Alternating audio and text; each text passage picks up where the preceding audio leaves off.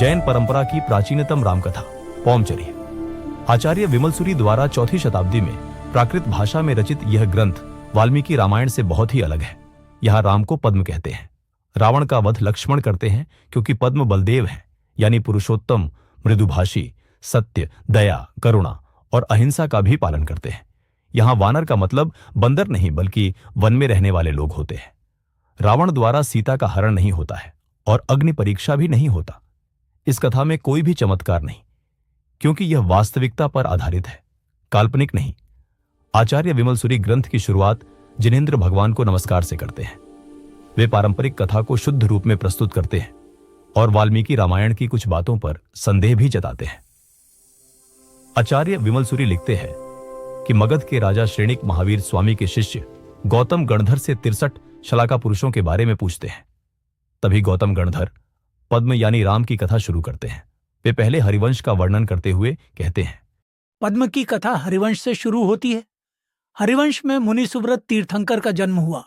वे शरद ऋतु के बादलों को देखकर वैराग्य प्राप्त करते हैं और संन्यास लेते हैं। इक्ष्वाकु वंश हरिवंश का ही अंग है। साकेत नगरी यानी आज के अयोध्या में इक्ष्वाकु वंश के राजा विजय हुए। उनके पुत्र वज्रबाहु और पुरंदर। वज्रबाहु संन्यास लेते हैं और पुरंदर राज्य संभालते हैं।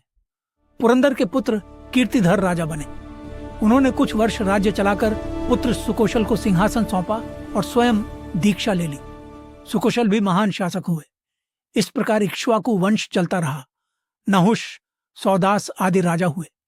अंत में अनरण्य के पुत्र दशरथ हुए और इक्ष्वाकु वंश के धर्मात्मा राजा बने।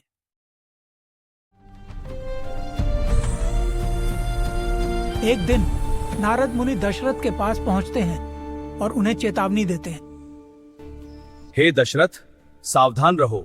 विभीषण तुम्हारी और जनक की हत्या की साजिश रच रहा है, क्योंकि सीता के कारण रावण मरेगा। नारद मुनि, आपकी यह चेतावनी अत्यंत गंभीर है। विभीषण रावण का मंत्री है। वह सीता के जन्म की भविष्यवाणी जानकर साजिश रचता है। सीता के जन्म से रावण का वध होगा। दशरथ और जनक को मारकर इसे रोकना होगा। नारद का चेतावनी मिलने पर दशरथ और जनक अपनी राजधानी छोड़कर जंगल में भटकने लगते हैं। मित्र, नारद की चेतावनी सच्ची लगती है। हमें सावधानी से आगे बढ़ना चाहिए। दोनों राजा भटकते भटकते कौतुक मंगलपुर पहुंचते हैं, जहां कैकेयी का स्वयंवर में कई राजा हिस्सा लेते हैं। यहाँ स्वयंवर हो रहा है, हमें भाग लेना चाहिए। हाँ जनक, यह समारोह भाग्य से जुड़ा है। आइए चलते हैं।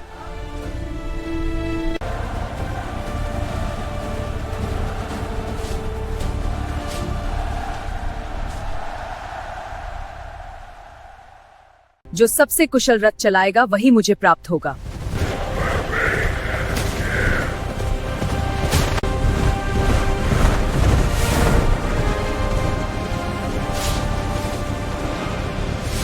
दशरथ अपने रथ कौशल से विजय प्राप्त करने के बाद कैकेयी से विवाह करते हैं और खुश होकर युद्ध में विजय पाई उन्हें है। वरदान भी देते हैं।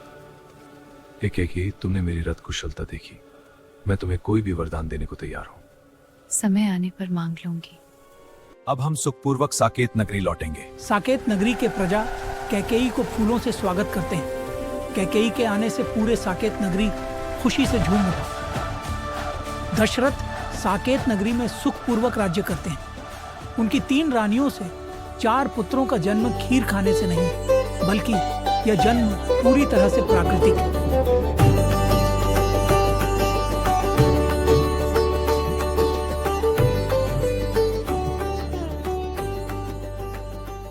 दशरथ की रानी अपराजिता से सबसे पहले पद्म यानी राम का जन्म होता है।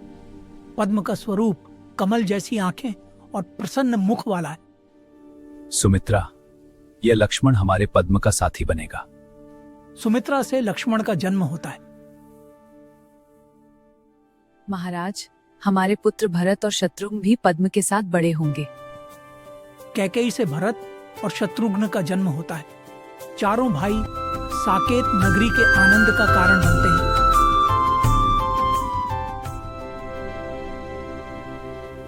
जब राजकुमार बड़े होते हैं तो उन्हें शिक्षा के लिए गुरु एरकुच्ची के पास भेजा जाता है।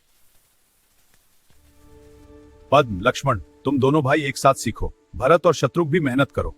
गुरुदेव, हम का पालन करेंगे। भैया वे पद्म, धनुर्विद्या, मैं सदा आपके साथ शास्त्र रहूंगा। और जैन हम सिद्धांत सब सीखते भाई हैं। एक हैं। चारों भाई एक दूसरे से बहुत प्रेम करते हैं। पद्म और लक्ष्मण विशेष रूप से अटूट साथी हैं। अब कथा मिथिला की ओर बढ़ेगी, जहां सीता का जन्म होगा। जैन परंपरा में पद्म अहिंसा और त्याग के प्रतीक है।